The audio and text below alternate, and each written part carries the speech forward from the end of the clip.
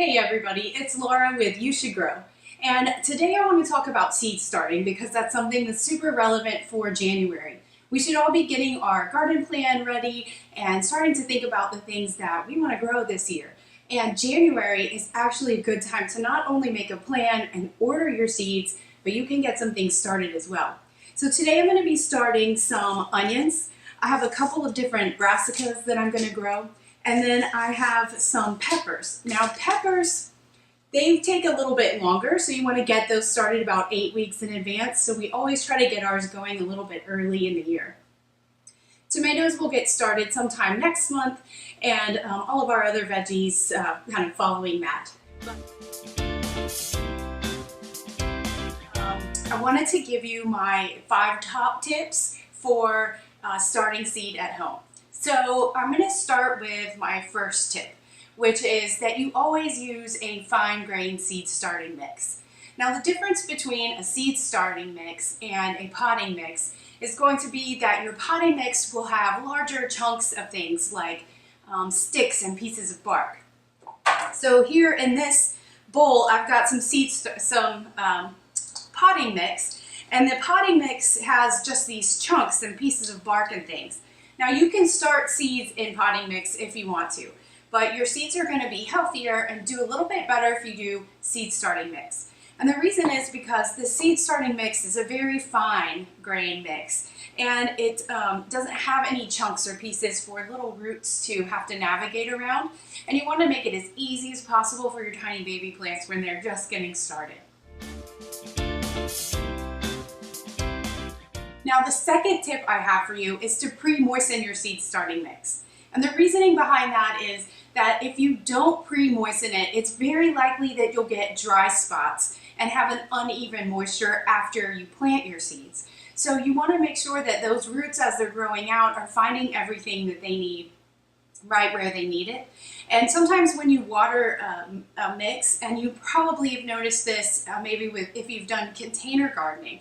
So sometimes if you let a soil get completely dry, like in any container, it will, instead of absorbing all the moisture when you water it, it actually just kind of runs through it and it doesn't stick.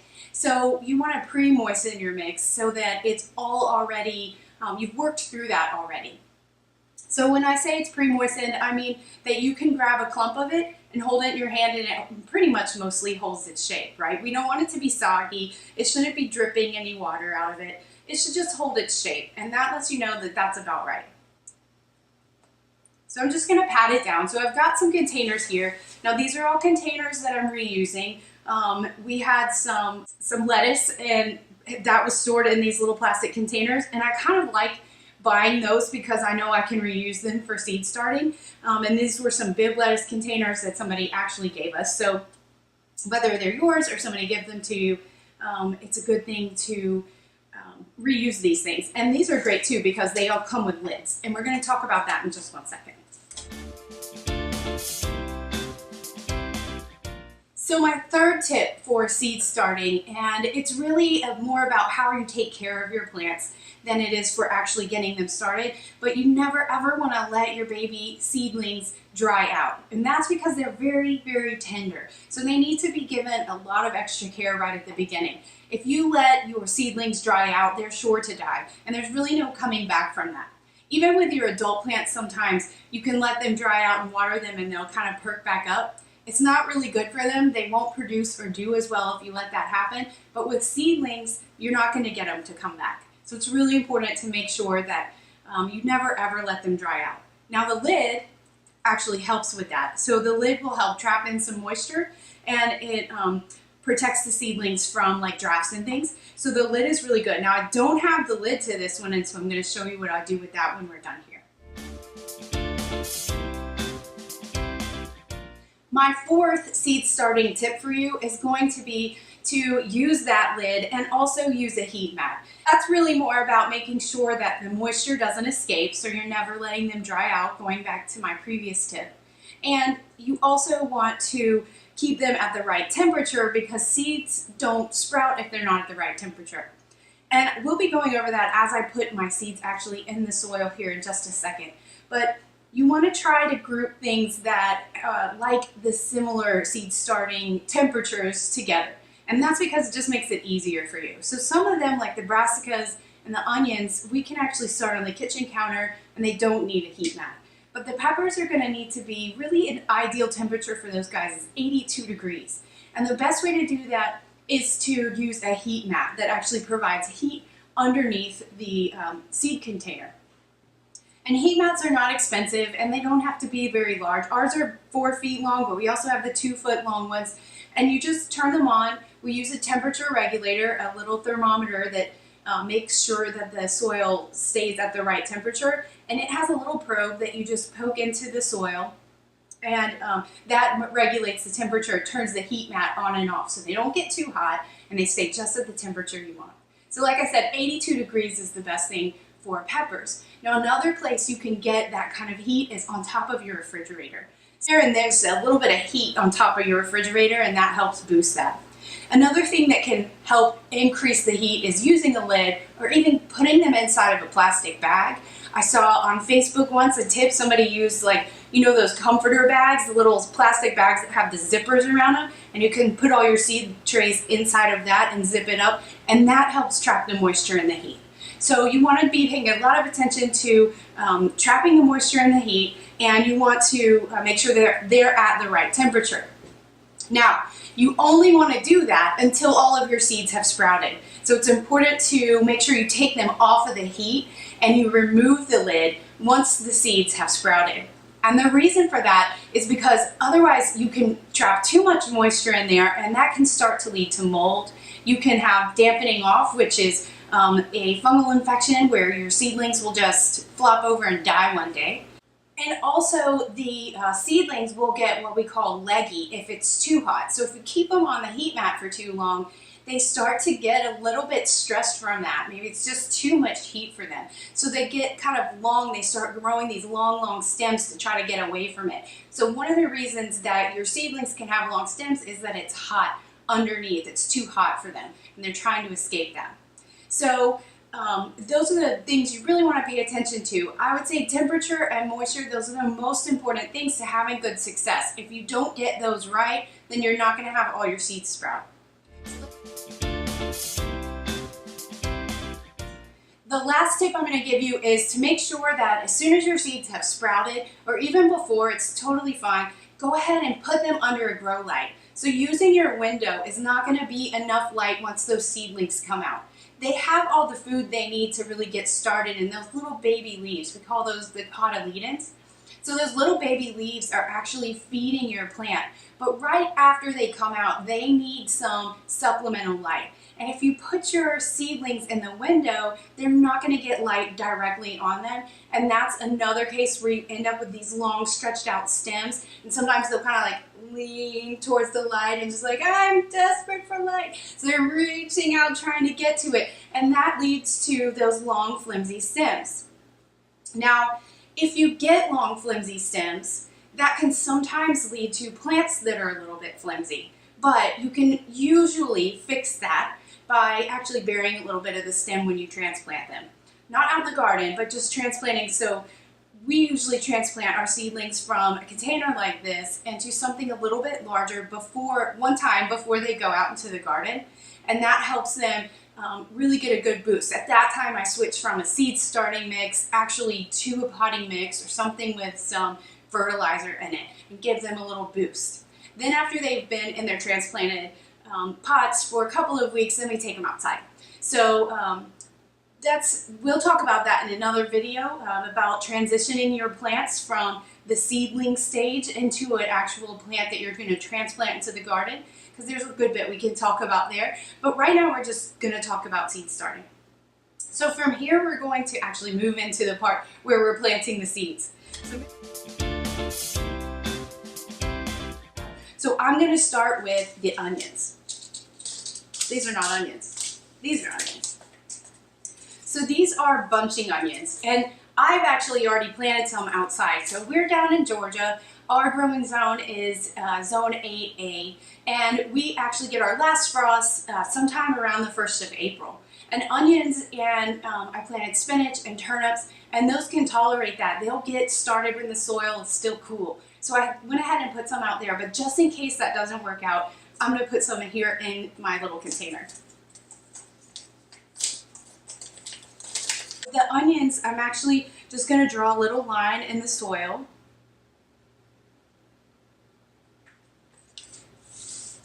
I'm just going to plop them here, not very far apart, right? So I'm only putting them maybe like a centimeter apart. And almost really like I'm just putting a little line in. So I'm going to put the rest of these. When you're starting seeds, it's important to make sure that you go ahead and make little labels. So I'm going to grab some aluminum foil and we're going to make some labels out of that really quick. Alright, so what I've done to make some labels out of just a little sheet of aluminum foil is I've folded it into 4 pieces, and then I'm going to just cut it into little strips.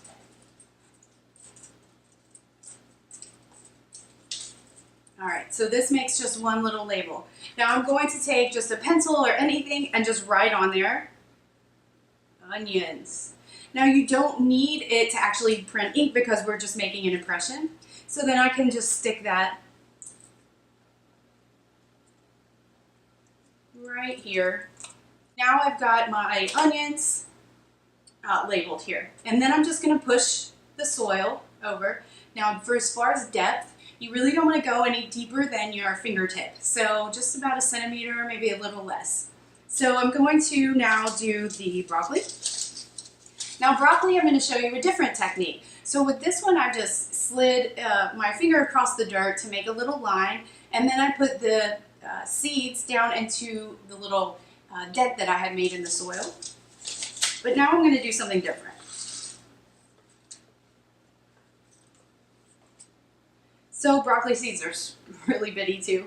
So I'm going to set them right on top of the soil, and then I'm going to just poke it down a little bit, about the depth of my fingertip, like I said. So I'm going to do those about an inch to an inch and a half apart.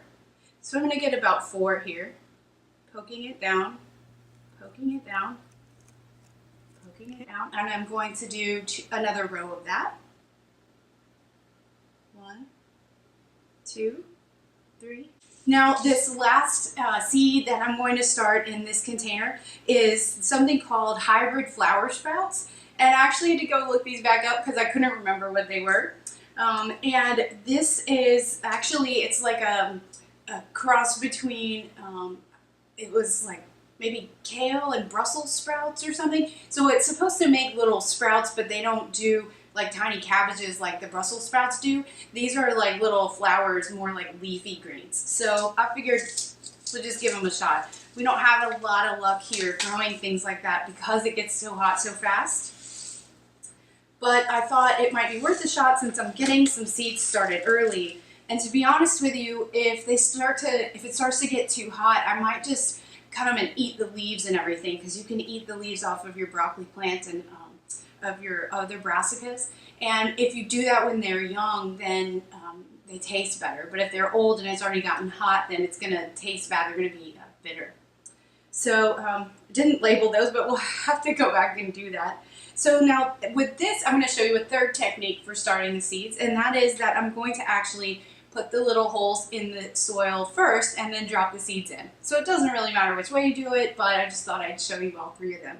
And I'm just going to do 1 row of these guys. So I'm going to do 1, 2, 3. Ooh, kind of ran out of soil. I'm going to fix that there. 3, 4. All right. Not an exact science here. Putting 1 seed into each little hole. I missed. Here you go, little buddy. All right.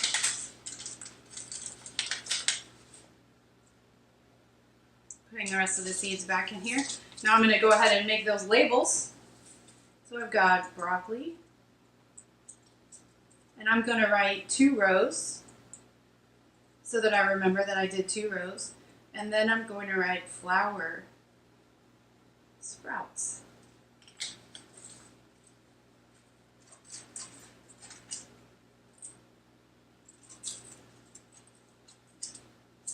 Okay. by making a little triangle out of the bottom of it to help put that down in there. Just putting it at the edge. Doesn't have to be perfect. You just don't want to forget which is which. I mean, then again, even if you do, you're still going to eat it. You'll figure it out if it's a broccoli later or not, but if you're trying to stick to a garden plan, you want to know what you planted. All right, there we go. Now I'm going to take these where the little divots were, and I'm going to call it dibbling too. Dibbling is just putting little holes in the soil where you're going to put your seeds, but I'm just going to cover those back up. Now the soil is pre-moistened, like I said, like I recommend, but I'm also going to go ahead and water these guys. So I'm going to take this little tiny water spray bottle and I'm just going to moisten the top of the soil.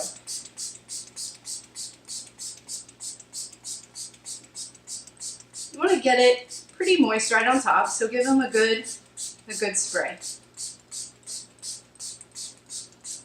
Okay. So now my seeds are started, and I want to do one more step, which is to cover these. And like I said, I don't have a lid, so I'm going to actually use just some plastic wrap. So here we go. We're just going to peel off some plastic wrap.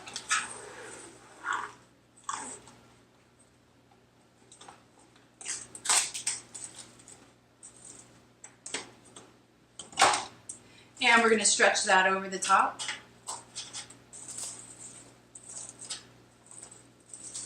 Now we'll have to take this off every day to mist them again so that they can stay watered, but this will help them to prevent them from drying out. Now I'm going to go ahead and fill these two with peppers, and then we're going to come back and I'll show you putting them on the heat mat and setting the temperature on the thermometer. All right, so here we are over in our little grow room where we've been growing tomatoes actually all through the winter. You can see we've got some little babies. Just going to show those off for 1 second. So over here we have a nice little setup with just a metal rack. Okay, so this is a big metal rack. Like I said, we do a lot of growing indoors. But I wanted to show you how the heat mat setup works. So we've got one of these heat mats, okay, and this is just a small little heat mat, and it is plugged in. So the cord goes over here through this kind of a mess here, and it goes up into this thermometer. So this thermometer is actually set to, I'll show you.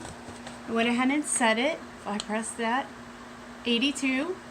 Okay, I don't know why it's flashing like this, not doing that. But anyway, so the heat mat is plugged in to the thermometer. There we go. And it's set to 82 degrees. And then this is obviously the plug that plugs the thermometer in. And then there's a third cord coming out of it, and that is the little temperature probe. So we'll pull that out because we're going to need that in just a second. Okay, so here's the little thermometer probe for this guy, okay? And I'm just setting them right on top. So then the last thing you want to do, and don't forget this part, is just pop open your lids, and you want to put the little temperature probe down into the starting mix, okay? And that just lets the thermometer turn the heat mat on and off as it needs to, because it's not, there we go. So we clip it down so that the heat stays in, but the heat thermometer is coming out. And then I'm going to let these sit here for a few days. Now it can take 7 to 10 days, even up to a couple of weeks for peppers to sprout. And then it can take the same amount of time for these brassicas, and they are noticed off of the heat mat because they do not need to be at 82 degrees. That will stress them a little bit. So, hey there. So we'll take these out, open the lids up, and we will remove the heat, or just unplug the heat mat once all of the peppers have sprouted. And there are, you can see that we actually already have our lights. It's just convenient for us that we have this space since we use it so often. It stays set up for growing. So we have the lights, and once the seeds sprout, I'm actually going to drop these lights down super close to the seedlings, so within a couple of inches, and that really helps them to get all the light they need and makes a strong, sturdy plant. So that's how you get your seeds started. From here, it's just about maintaining them and taking care of them. Don't forget, don't let that temperature drop too low. Don't let them get dried out. Never miss a watering. Keep this lid on and on the heat until they sprout, and you're good to go. So I hope you guys have seen really how simple it is, okay? So it's not difficult. If you don't have this heat mat, like I said, put it up on top of your refrigerator, or I've seen some people use like a closet or something. Maybe it gets a little hot if you have an area in your house that gets a little warmer, or if you have it in one of these and you put it where the sunlight comes in, or if you're using like a desk lamp, grow light, you can actually just bend that over and that helps warm it up a little bit. So just get creative if you need to, but that temperature is super important. And you can use any kind of container. You only need a couple of inches, maybe 1 to 2 inches of soil there. You can see I didn't fill them all the way up. Let me just show you.